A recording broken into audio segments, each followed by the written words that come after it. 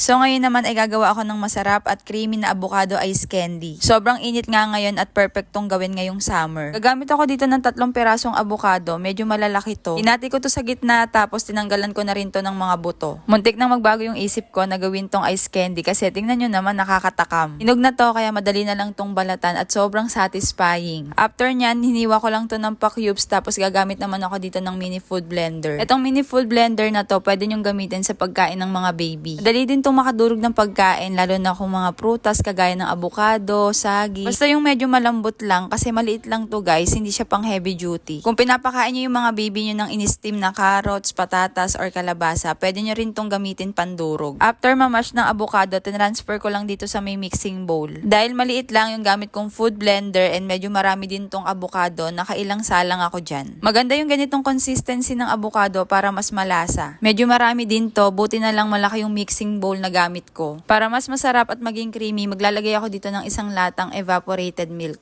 Tapos naglagay din ako dito ng 1 latang condense. Haluin lang tong mabuti tapos nagdagdag din ako dito ng 1½ cup na tubig. Hindi to tatabang dahil 1 latang condense yung nilagay ko tapos magdadagdag pa ako dito ng 2 kutsarang asukal. Sakto lang din yung pagkakatimpla ko dito dahil kapag lumamig na to ay nababawasan pa yung tamis. Yung size naman na ginamit ko na plastic dito is 1 3/4 by 10. Ganito lang din kalaki yung ginawa kong ice candy para marami akong magawa. Itong soup ladle yung ginamit kong panukat para pare-pareha sila ng dami at laki. Pwede nga din tong pangtinda kaso hindi ko alam yung costing kasi hindi ko naman binili yung avocado. Bali dito nga ay nakagawa ako ng 22 pieces na ice candy. Eto na lahat ng nagawa ko at pwede na yung ilagay agad sa rep.